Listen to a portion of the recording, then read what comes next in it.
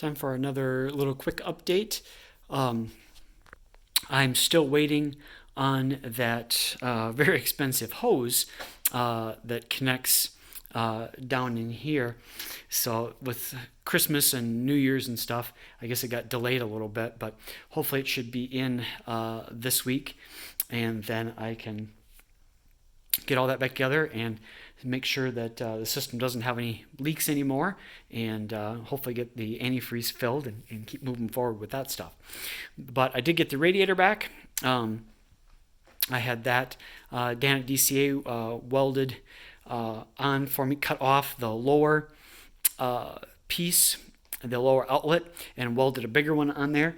And now I just got the radiator back in, and when putting that hose on, it definitely seems to fit better and seal better. So again, I'll know when I try to put the vacuum system on and see how it goes, but that should be better. And he also then welded a little bit bigger one on here, took this off and welded a slightly bigger one on. Didn't have one that matched the hose exactly, but one that was pretty close. And then he also, because this, I was mentioned to him that this was pinching a little bit, he put about a 10-15 degree angle up on that connector, or sorry, not that connector, the inlet coming off the radiator, and now that seems to have done it, because if you can kind of see here, but this doesn't really have much of a crease anymore like it did. So that seemed to fix that. So I got the radiator back in and all the wires plugged back in and everything with the radiator and all the front pieces back on. So I got that taken care of. So like I said, once that hose comes in, I can get that on and get the overflow tank for the supercharger back on, get the overflow for the radiator put back into place, and then try to do a vacuum test on that stuff, and hopefully it holds vacuum now, and then go ahead and get the antifreeze in for both of those. I did also get a new seat belt in. Let's see, I probably have to grab this. It's kind of dark in here. Grab some light. I did also grab the, it said get a new seat belt off of eBay for the car, and got that all put back in, and all the interior pieces, because I had to take all that apart, got all that put back in. I also got in, you can kind of see up there, the third brake light that was done on these up top, that Foose did on there. So I found those. American Muscle actually sells them. So I got that put in and hopefully wired into the third brake light that gets covered up in the rear by his valance, or his piece on the back there that gets covered up. So hopefully I got the right wire tapped into, so that should take care of that. And also then, like I said, got in the new seatbelt, and it works. I don't remember if I mentioned it last time, but fun fact about that is when seatbelts appear to, when they've been in a vehicle that the airbags have deployed, I guess the computer sends a signal to the seatbelts. They lock in place, and they don't retract anymore or don't come out. They basically just kind of lock in place where they are. So that seatbelt that I had would not close, or it wouldn't pull out. It was totally locked into place. So I guess there's a place you can send them to, and they take them apart and they replace the piece or the little mechanism or whatever that the computer tells to lock in place, or they reset it somehow. But I didn't really feel like doing that, and they're kind of expensive from the Ford dealership, so I just got one off eBay.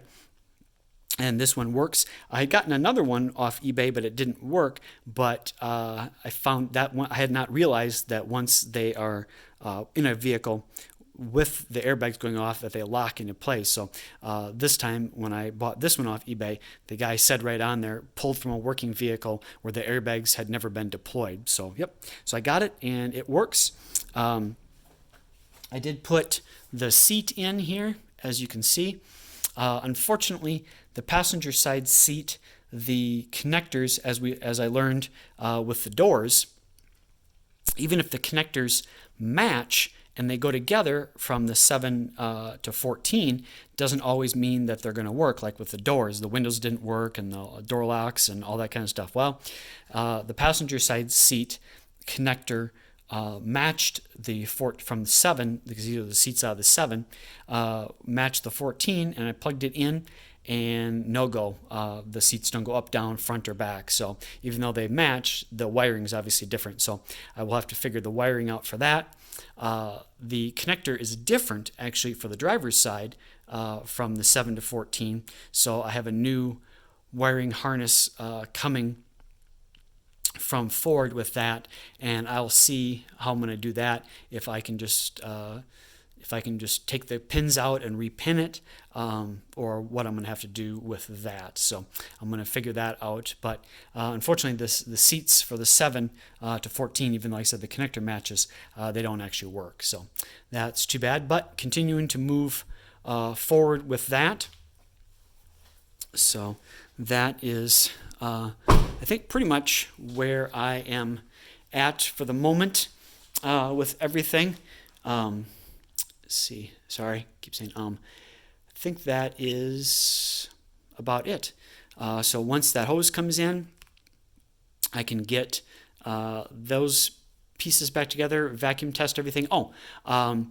I bought a scan tool that I saw Scotty Kilmer was talking about that was a little bit nicer one, does some of the advanced functions. So it took me a little while to figure out how to get it updated so that it was set for Ford and also was on the latest software. But finally talking to their tech support, or emailing their tech support back and forth a few times, I figured out the step that was missing from their instructions that comes with it. So the person sent me different instructions, and then it worked. So that'll be the other thing. Next thing to tackle is that other scan tool I got is supposed to work with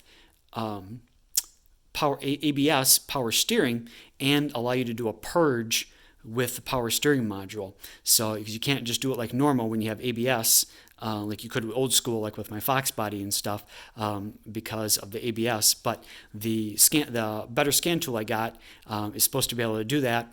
And also, I believe that scan tool also will do the relearn for the electronic power steering that the 14 had in it, because when you turn the car on, you get I think it's called SRS, Advanced Service Track warning message on it, and you have to OK through it. And if I remember from Mustang Lifestyle, had that same thing when they had his all apart, his GT500 and stuff like that, and then his power steering didn't work, and so you just had to have a scan tool that could do that and relearn it or something. So I'm gonna do that. We'll see what is all involved in that, if it just talks to the computer and takes care of it, or if it's like, okay, now turn the wheels all the way to the right, now turn them all the way to the left. If it does stuff like that, obviously I'm on these stands at the moment, so I would not be able to do that. So I'd have to wait till I get it back on the ground and then try that. But I'm hoping I can at least get the brakes bled. So that'll be good. So then I'll have a good feeling brake pedal, and I can test actually out some of the brakes and stuff like that. So that is where I'm at for the moment. So thanks for watching. Bye.